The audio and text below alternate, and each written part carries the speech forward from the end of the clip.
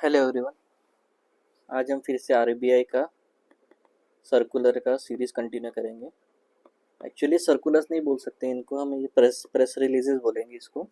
ठीक है, तो पहला हमारा ये है RBI imposes monetary penalty on Belgaum district revenue employ cooperative society bank limited. RBI आपको पता है, RBI is a regulatory body. इनका काम है सुपरविजन करना। ठीक है, इनका काम है ऑडिट करना, इनका काम है रेगुलेट करना।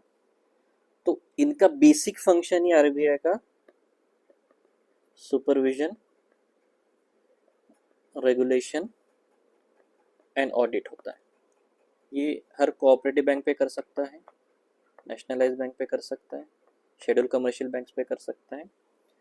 ठीक है, तो इसमें उन्होंने एक ऑडिट कंडक्ट किया था आरबीआई ने, फाइनेंशियल पोजीशंस, मार्च 31, 2023 में।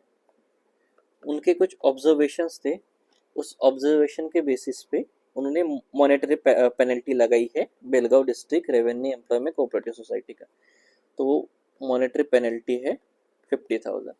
अभी आरबीआई के पास ये पावर्स है, पर वो पावर्स किस सेक्शंस में आते हैं वो भी मेंशन होना बहुत इंपॉर्टेंट है। तो जो सेक्शंस दिए हैं, किस सेक्शंस के अंडर उन्होंने ये मॉनेटरी पेनल्टी लगाई है और किस चीज़ के लिए लगाई है, ये हम दोनों समझेंगे। मॉनेटरी पेनल्टी तो समझ गए हमको, 50,000 उन्होंने मॉनेटरी पेनल्टी लगाया है। ठीक है, सेक्शन है section 47A1C red with section 46(4)I and 56 of the banking regulating act 1949। इस सेक्शन के अंडर उन्होंने पेनल्टी लगाई। किस चीज़ के लिए लगाई है? तो वो है कि उन्होंने केवाईसी रिकॉर्ड जो है कस्टमर के, वो CKYCR में अपलोड नहीं किए, इसलिए लगाए हैं। अभी हम बोलेंगे कि ये CKYCR क्या है और KYC क्या है। तो KYC होता है अपना नो योर कस्टमर।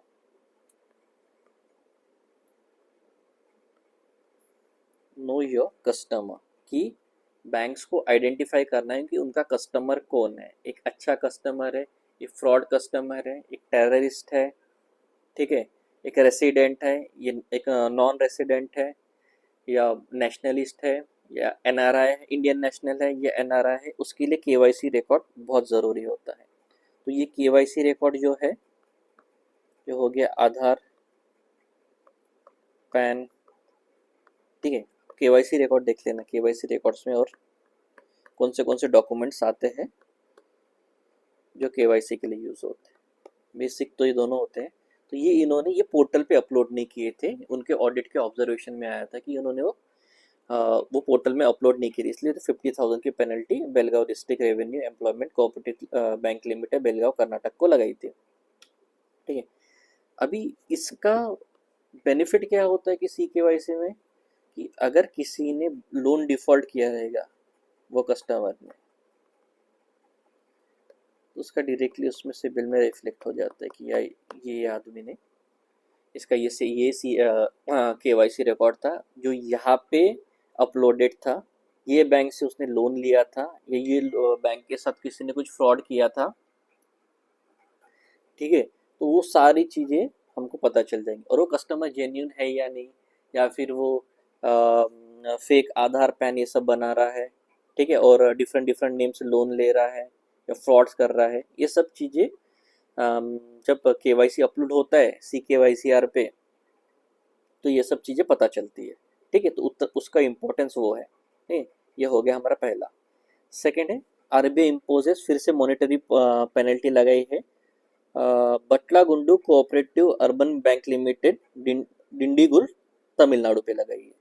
वही है, 50,000 की पेनल्टी है, सेक्शंस वही है, section 47A red with section 40 banking regulatory act. ठीक है, वही वही टाइम पे उनको ऑडिट हुआ था। ठीक है, वही पेनल्टी है, CKYC पे नहीं लगाया है।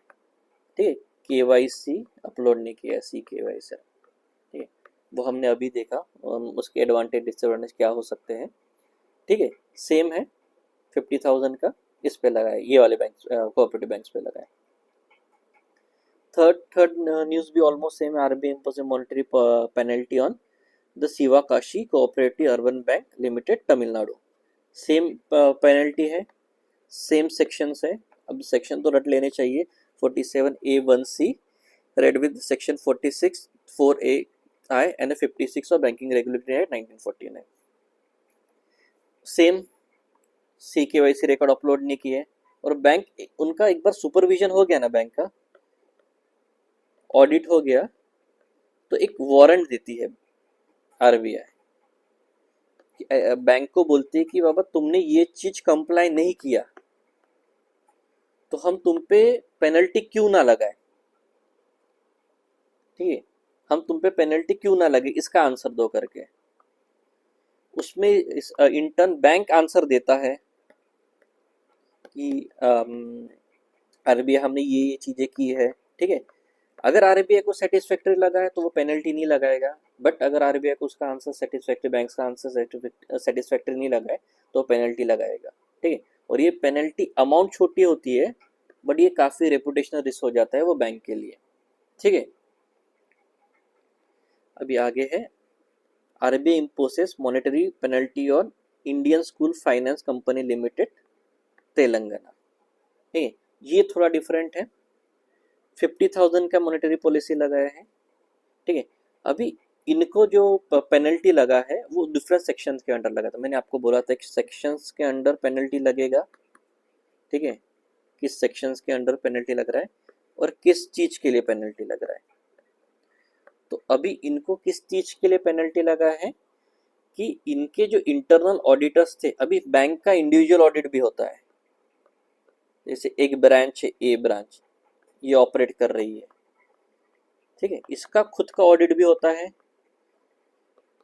इसने सारे कुछ कंप्लेंट्स किए कि नहीं, जो भी वहाँ पे ऑथोरिटी बैठा था, मैनेजर बैठा था, असिस्टेंट मैनेजर, ऑफिसर, ठीक है, सबने अपनी ड्यूटीज प्रॉपर की या नहीं, कुछ फ्रॉड हुआ है क्या वहाँ पे, सारे लोन्स का क्लासिफिकेशन प्रॉपर हुआ है, सारे लोन्स का क्वांटम बराबर दिया है, वो ब्रांच मैनेजर्स के पावर में आने वाले लोन्स उसने दिए हैं, या फिर ऊपर से जो लोन्स हुए वो प्रॉपर हुए या नहीं हुए, या ओवर फाइनेंस हो गया है, अंडर फाइनेंस हो गया है, ओवर स्टैंपिंग हो गया है, अंडर स्टैंपिंग हो गया है. ये सब चीज़ें एक बैंक के इंटरनल ऑडिट में सब चीज़ें पता चलती है. एक व्हीकल लोन दिया है, उसमें इंश्योरेंस वैलिड है, NPA कोई कस्टमर हुआ है तो उसका सूट फाइलिंग हुआ है या नहीं हुआ है, या फिर कोई लोन NPA में गया है, फॉर एग्जाम्पल कोई लोन NPA में गया, नॉन परफॉर्मिंग एसेट में गया है, तो उसका रिकवरी एक्शंस क्या हुआ है. ठीक है, किसी बैंक ऑफिशियल ने ट्राई किया है कि वो अपने हित के लिए वो लोन दे दिया और फिर वो बोरोवर से पैसा ले लिया है, तो ये सब चीज़ें एक ऑडिट में पता चलती है. अभी ये इसने क्या किया, ये इंस्टीट्यूट ने क्या किया, Indian school finance company private limited Telangana ने, इन्होंने जो इंटरनल ऑडिटर थे और एक्सटर्नल ऑडिटर थे वो आउटसोर्स कर देते, बाहर से मंगवाए थे. अब बाहर से कोई ऑडिटर आएगा, ठीक है, वो इतना जस्टिस नहीं कर पाएगा जितना खुद वहाँ पे इंस्टीट्यूट में खुद के ऑडिटर्स जस्टिस कर पाएंगे उसको. ठीक है, तो ये कोर मैनेजमेंट फंक्शन है, internal audit to an external auditor, ये इन्होंने आउटसोर्स कर लिया. तो इसलिए 50,000 का पेनल्टी RBI ने लगा ये प्रोविजंस के under. Section 58G1 red with section 58BG of the reserve bank of India act 1930. पहले वाले बैंकिंग रेगुलेशन एक्ट 1969 के अंडर आ रहे थे. ठीक है, बैंकिंग रेगुलेशन एक्ट 1949 के अंडर 47A1C रेड विथ ये, वो किसके लिए, KYC के लिए. अब ये इंटरनल ऑडिटर के लिए कौन सा सेक्शन लग गया, 58G1D be read with section 58B5AA of the reserve bank of India act 1934. अब ये फिर से है, RBI imposes monetary penalty of जनता सहकारी बैंक लिमिटेड पुणे. ठीक है, इन पे बहुत ही हेफ्टी फाइन लगा है. शायद उन्होंने कुछ उनके रेगुलेशंस जो रहेंगे वो कुछ ज़्यादा ही उन्होंने आउट ऑफ द बॉक्स जाके काम किए रहेगा.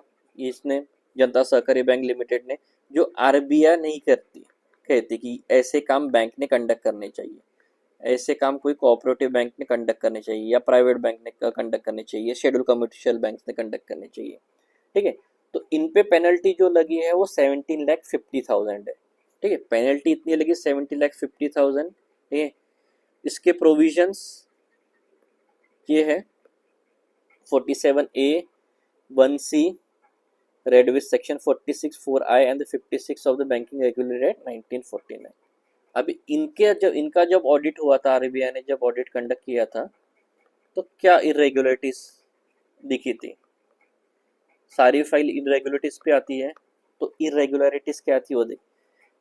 Bank had failed to classify the loan account of the certain borrower as non performing asset.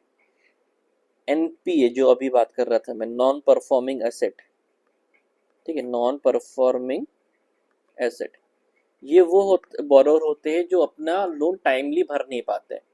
90 days का एक रहता है कि अगर किसी का लोन ओवरड्यूज हो गया है, फॉर एग्जांपल 1 की उसकी ईएमआई और इसके 90 डेज लैप्स हो गए। ठीक है, 90 डेज लैप्स हो गए तो वो अकाउंट एनपीए में चला जाता है, तो उसको एनपीए क्लासीफाई करना पड़ता है। और ये बहुत ज़रूरी होता है, क्योंकि अगर उसको एनपीए क्लासीफाई करेंगे नहीं, बैंक्स तो बाहर और नंबर्स में बैंक्स है। ठीक है, 50-60 बैंक्स और बाहर रह गए, कोऑपरेटिव को पकड़ के। ठीक है, तो ये एनपीए क्लासीफाई करना बहुत ज़रूरी है, नहीं तो बोरोवर तो जाके आराम से ले लेगा बाहर से लोन। यहाँ से 50 लाख का लिया, वो बैंक से 50 लाख का लिया, किसी और बैंक से 50 लाख, ऐसा 2 करोड़ लेके वो गायब हो गया। ठीक है, ये सब चीज़ें नहीं होना चाहिए, इसलिए आरबीआई हमेशा सुपरविजन रखता है, रेगुलेशंस रखता है। ठीक है, तो उसके लिए नॉन परफॉर्मिंग एसेट ये बैंक ने वो क्लासीफाई नहीं की थी, उसके लिए उनको 17.50 लाख का पेनल्टी लगा। ठीक है, और दूसरा ये है penal charges on savings bank account for the non maintenance of minimum balance on a flat rate basis instead of charge being directly proportionate to extent of shortfall। अभी हम देखते हैं कि मिनिमम बैलेंस चार्ज जो होता है, एक account की नॉर्म्स होंगे कि उसमें 1,000 rupees on an monthly basis charge कर मेंटेन करना है। अगर उसने वो मेंटेन नहीं किया तो उसको पेनल्टी लगेगी। ठीक है, पेनल्टी फॉर श्योर लगेगी।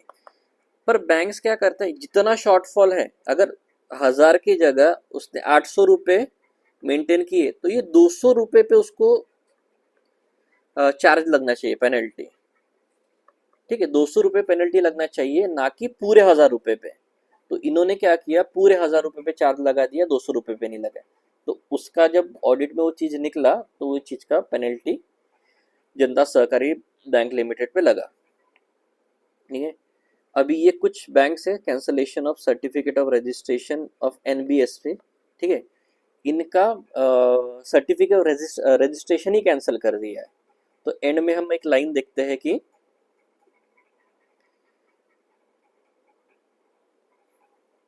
एंड में एक लाइन है, the above company shall not transact the business of a non banking financial institution as defined under clause A of section 45I of RBI Act of 19। This cease from the business, ये अभी business conduct नहीं कर सकते as a NBFC. तो ये कुछ नाम है, नाम को ठीक से पढ़ लीजिए। ये सिर्फ वीडियो सिर्फ स्टूडेंट्स के लिए नहीं है, बाकी जो बाहर लोग बैंकिंग ट्रांजैक्शन करते हैं, तो ये बैंक को तो अभी सीज कर लिया आरबीआई ने कि इनको ऑपरेशंस नहीं करने चाहिए। ठीक है, ये है एक। नेक्स्ट न्यूज़ पे आते हैं हम। Direction under section 35 read with section 56 of banking regulation act, the Shirpur merchant cooperative bank limited Shirpur, इसको एक्सटेंड किया गया पीरियड के लिए। एक ऑडिट कंडक्ट किया गया था ये बैंक पे, शिरपुर कोऑपरेटिव बैंक पे। ठीक है, ये ऑडिट में ये कहा था कि इनको अभी बिजनेस क्लोजर करना पड़ेगा। ठीक है, बिजनेस क्लोजर करना पड़ेगा अक्टूबर 8, 2024 तक। ठीक है, पहले अप्रैल 5, 2024 तक दिया था, फिर और 6 मंथ एक्सटेंड किए थे कि बिजनेस आपका 8 अक्टूबर 2024 तक बंद, आपको पूरा शट डाउन करना पड़ेगा आपको। ठीक है, अभी उन्होंने मॉडिफाई कर दिया है कि 8 जनवरी तक 2025 तक आप ये चीज़ एक्सटेंड कर सकते हैं। The Reserve Bank of India is satisfied in the public interest. It is necessary to further extend the period of operation beyond the close of business of on January 8। अभी पब्लिक डीलिंग्स कुछ होगी, public का पैसा वहाँ पे कुछ फंसा होगा, ठीक है, या उसकी इंटरनल ऑडिट बाकी हो गए, बैंक के जो एम्प्लॉयज़ हैं उन पे कुछ स्टाफ लैप्सेस आए रहेंगे कि उन्होंने कुछ गलत किया रहेगा, उसका ऑडिट पेंडिंग होगा, उसके जस्टिफिकेशन पेंडिंग हो गए, ठीक है, लोगों को पैसा रिटर्न देना टाइम पे बाकी होगा, इसलिए अभी वो टाइम एक्सटेंड किया गया है जनवरी 8 2025, ठीक है। सो ये थे आज की न्यूज़।